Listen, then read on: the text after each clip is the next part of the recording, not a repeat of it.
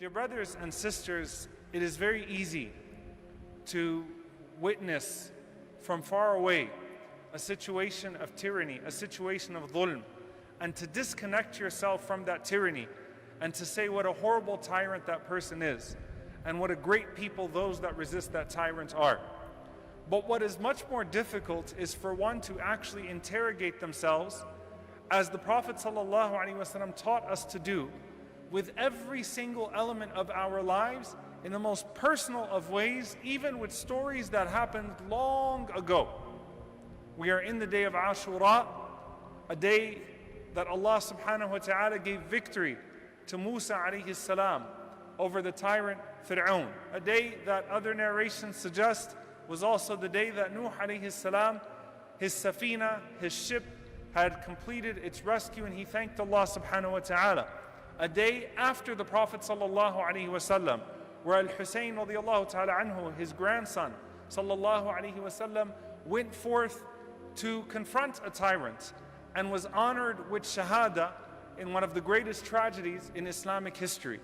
A day in which we reflect upon a person confronting zulm, confronting oppression in the most personal and most difficult of ways. And I want you to think about the way the Prophet ﷺ spoke about every other terminology that we have in our deen. Al-Muslimu, قال عليه الصلاة والسلام, Al-Muslimu, man salima al-Muslimuna min lisanihi wa yadi. A Muslim is the one from whom other people feel safe from their hand and from their tongues. And in one narration, the Prophet ﷺ said, Al-Muslimu man salima al-nas. A Muslim is the one from whom the people feel safe from their hand and feel safe from their tongue. He also said, sallallahu alayhi wa sallam, وَالْمُؤْمِنُ مَنْ أَمِنَهُ النَّاسِ عَلَى دِمَائِهِمْ وَعَلَى أَمْوَالِهِمْ. And a mu'min, a believer, is the one that the people feel safe. They feel a sense of trust when it comes to their blood and when it comes to their wealth. And he said, sallallahu alayhi wa sallam, وَالْمُهَاجِرُ مَنْ هَجَرَ الْخَطَايَا وَالذُّنُوبِ. And a muhajir, a person who truly makes hijrah, is not the person who just migrates from one land to another, but a person who migrates away from that which Allah subhanahu wa ta'ala has prohibited, from the sinful things, the major and the minor, the public and the private. That hijrah has a personal element, that Islam, being a Muslim, has a personal element, that being a mu'min has a personal element that involves everyone and everything around you. Al-Mujahidu man jahada nafsa. A person who is Mujahid is not just the one who's in the battlefield. Certainly that is one form of being engaged in a struggle.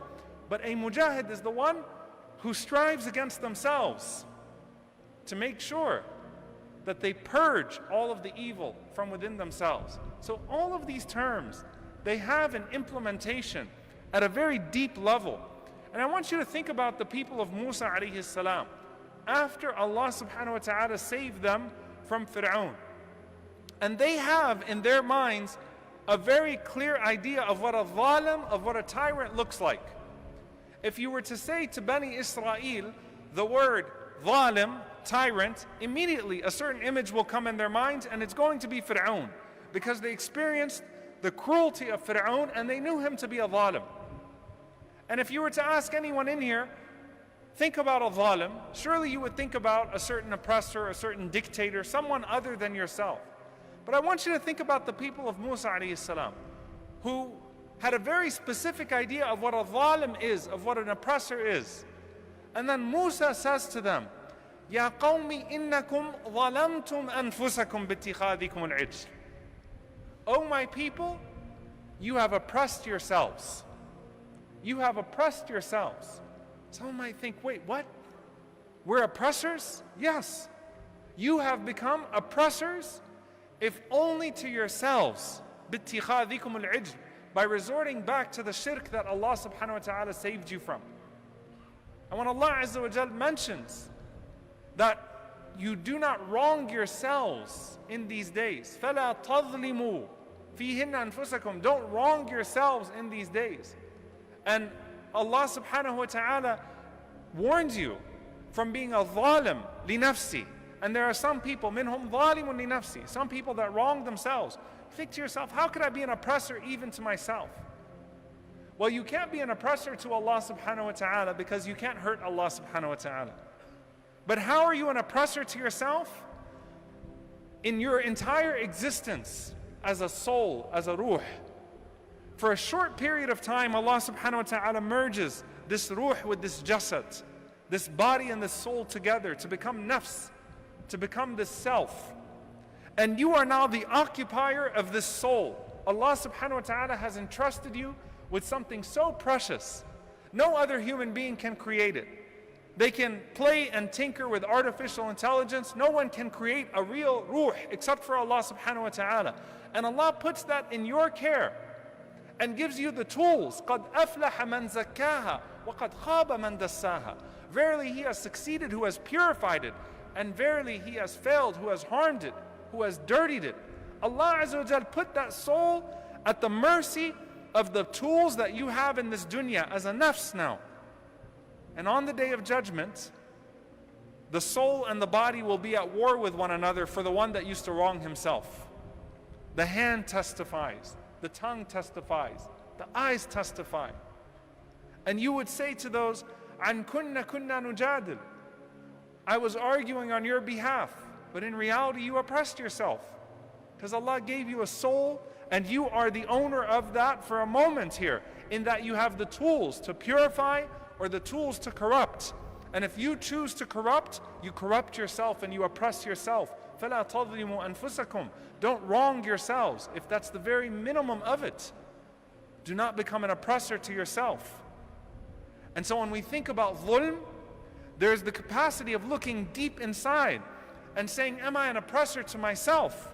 When we think about zulm, there's the capacity of not just thinking of yourself as the ruler of a nation, but asking yourself very critically, have I become a zalim to my family? Have I become a zalim to the people that have dealt with me in wealth?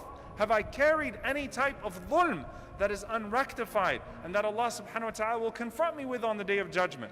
And sometimes we may distract with our acts of worship from our acts of zulm.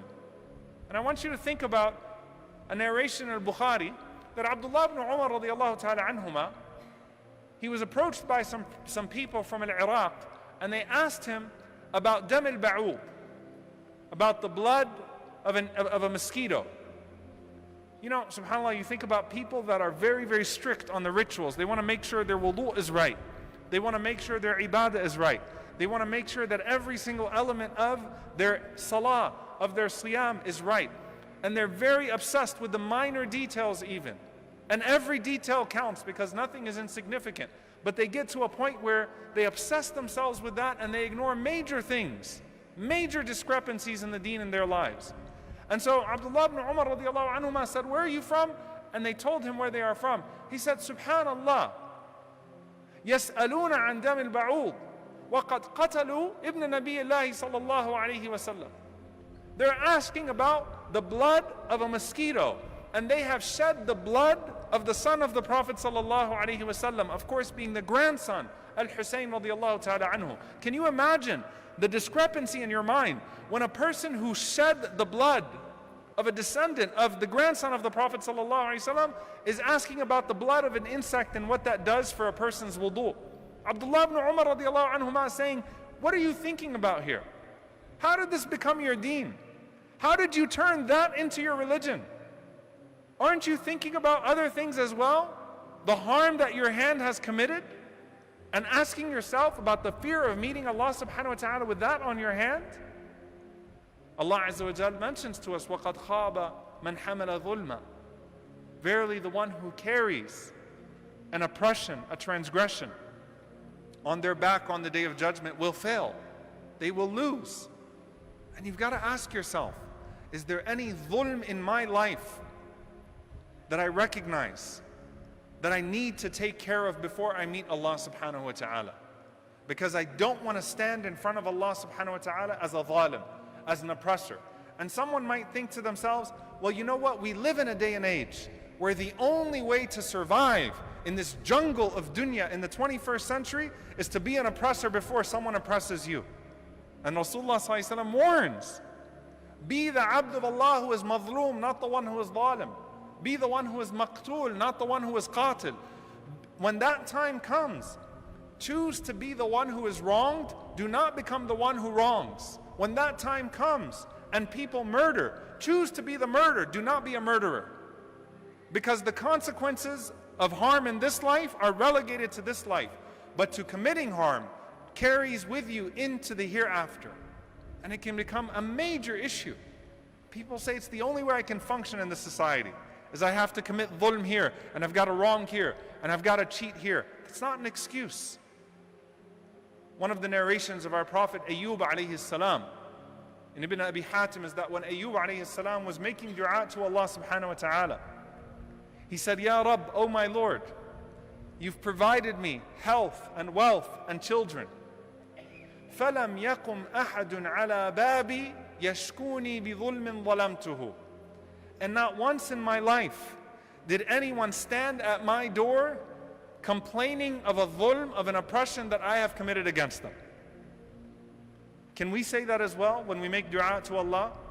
Oh Allah, no one has complained about a zulm that we have committed against them.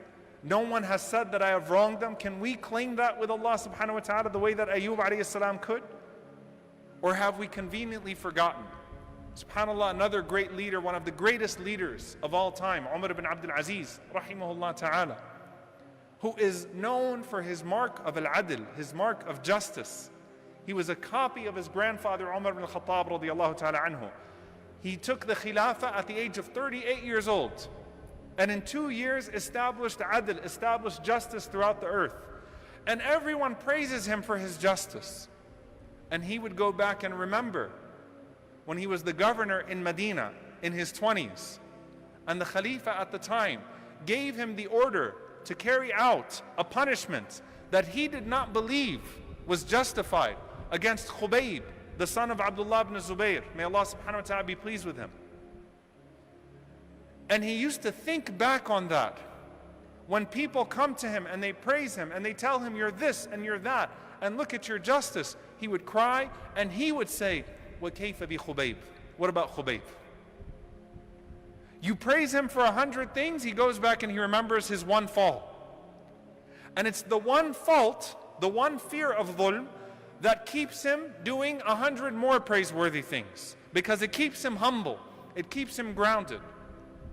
And so if you say to yourself, I don't think I've ever said anything that harmed anyone, alhamdulillah, good, but think harder. If you think to yourself, I've never wronged anyone, think harder. Because your tongue has surely slipped even with the ird, with the honor of your brother and sister at some point. And seek Allah's forgiveness for that. And rectify your faults. Do not meet Allah subhanahu wa ta'ala with those forms of dhulm unreconciled. Meet Allah subhanahu wa ta'ala on the day of judgment while being able to say, Ya Rabb, anyone that I wronged, I sought their forgiveness and I tried to make things right. Ya Rabb, I tried to deal with everyone with justice and fairness. Ya Rabb, those that you placed in my care will only claim ihsan, will only claim excellence for my treatment towards them. Do not meet Allah subhanahu wa ta'ala with the portfolio of a zalim, with the profile of an oppressor. Dear brothers and sisters, we see all over the world all types of tyranny. We see it in al-Masjid al-Aqsa. May Allah subhanahu wa ta'ala free our brothers and sisters in al-Masjid al-Aqsa and liberate the land of Palestine from its oppressors. Allahumma ameen. We see oppressors from within and from without. And every single one of us should be concerned with those forms of oppression today and should be dedicated to ending those forms of oppression today. And then transfer that into the end of oppression from within. At-takhallus min al-dhulm, to clear our homes, to clear our hearts, to clear our tongues from wronging people, and then to focus on joining the noble causes of people that are striving against the tyrants of the day, and to never forget what is happening there and my role in what is happening there, while at the same time not being disconnected from what is happening here.